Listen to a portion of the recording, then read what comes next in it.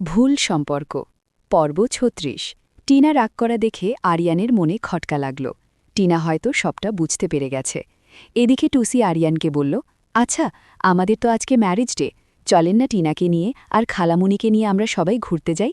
আরিয়ান টুসির ঠোঁটে চুমু দিয়ে বলে, আমি তো ভাবলাম আজকে আবার নতুন করে বাসর করব। টুসি বলল, আপনার কত লাগে বলেন তো। আরিয়ান বলল, বিয়ের পর তুমি তোমার বাসায় থাকো, আমার বাসায় কতদিন থেকেছ, আমি তোমাকে কতটুকু কাছে দিলাম। টুসি বলল, আচ্ছা, আমি যে স্কুল ফাঁকি দিয়ে আপনার সাথে সময় কাটিয়েছি সেটা কি ছিল? সেটা তো ছিল সামটাইম। আরিয়ানই কথা বললে টুসি আরিয়ান মাথার চুল ছিঁড়তে শুরু করল। এদিকে রিয়াজ আহমেদকে ছবিগুলো দেখালো, তারপর বলল, এ তো কিছুর পরও কি তুমি চুপ থাকবে?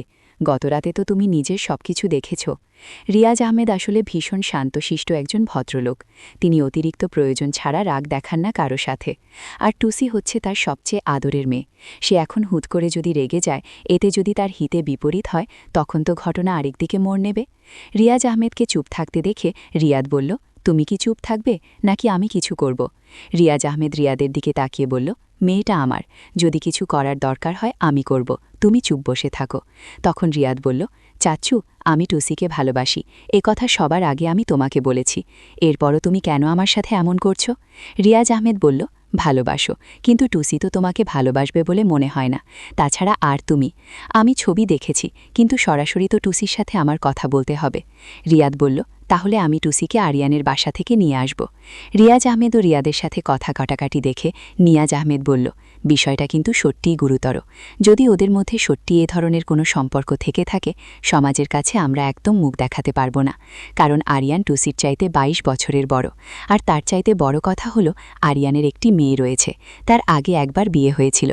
নিয়াজ আহমেদ শিউলির দিকে তাকিয়ে বলল, শিউলি, তুমি অতিরিক্ত মেয়েকে স্বাধীনতা দিয়েছ, তোমার উচিত ছিল মেয়ে কোথায় যায় কি করে সবটা খেয়াল রাখা।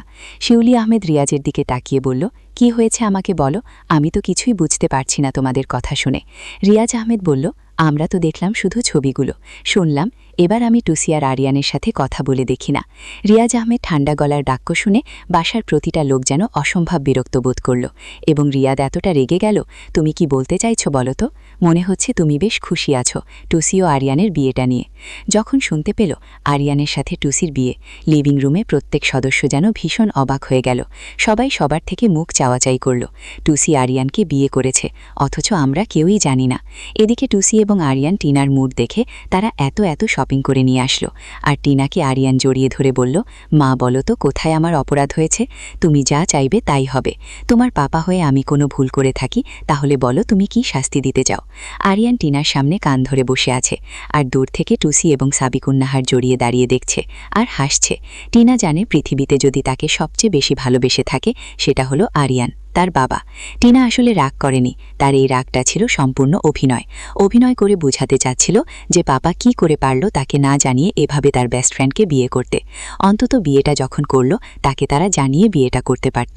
তাই টিনা মুখ ঘুরিয়ে বলল, না, তোমাকে আমি ক্ষমা করব না, তোমরা অনেক পচা, কেন আমাকে আগে বললেনি যে তোমরা বিয়ে করেছ?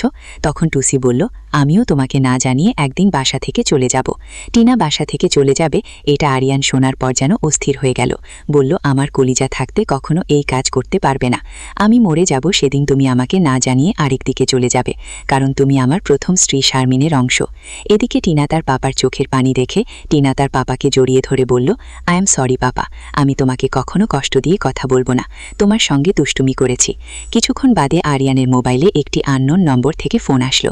আরিয়ান কপাল কুঁচকে গেল, কারণ তার পার্সোনাল নাম্বারে অন্য নাম্বার থেকে ফোন আসলে সে কখনো ফোন রিসিভ করে না। তাই হ্যালো বলার সাথে ওপাশ থেকে রিয়াজ আহমেদ বলল, আমি টুসির বাবা বলছি, আমি কি আরিয়ান সাহেবের সাথে কথা বলছি? হ্যাঁ, আমি আরিয়ান, বলেন। এদিকে শ্বশুর আব্বা বলবে নাকি রিয়াজ আহমেদ বলবে, কনফিউশনে পড়ে গেল। রিয়াজ আহমেদ বলল, আমার সাথে একটু দেখা করতে পারবেন? আরিয়ান বলল, নিশ্চয়ই, বলুন কোথায় দেখা করতে হবে? রিয়াজ আহমেদ সে একটি বিশেষ জায়গার কথা বলল। তখন রিয়াজ আহমেদকে বলল, চাচ্ছু, আরিয়ানকে বাসায় আসতে বলুন। তখন রিয়াজ আহমেদ বলল, আপনার যদি সময় হয় আপনি দয়া করে আমাদের বাসায় আসুন। চলবে। ভালো লাগলে লাইক করবেন, কমেন্টস করবেন, শেয়ার করবেন। আমার চ্যানেলে অনেকগুলো ভিডিও রয়েছে, সাবস্ক্রাইব করলে বাকি ভিডিওগুলো দেখতে পারবেন। ধন্যবাদ।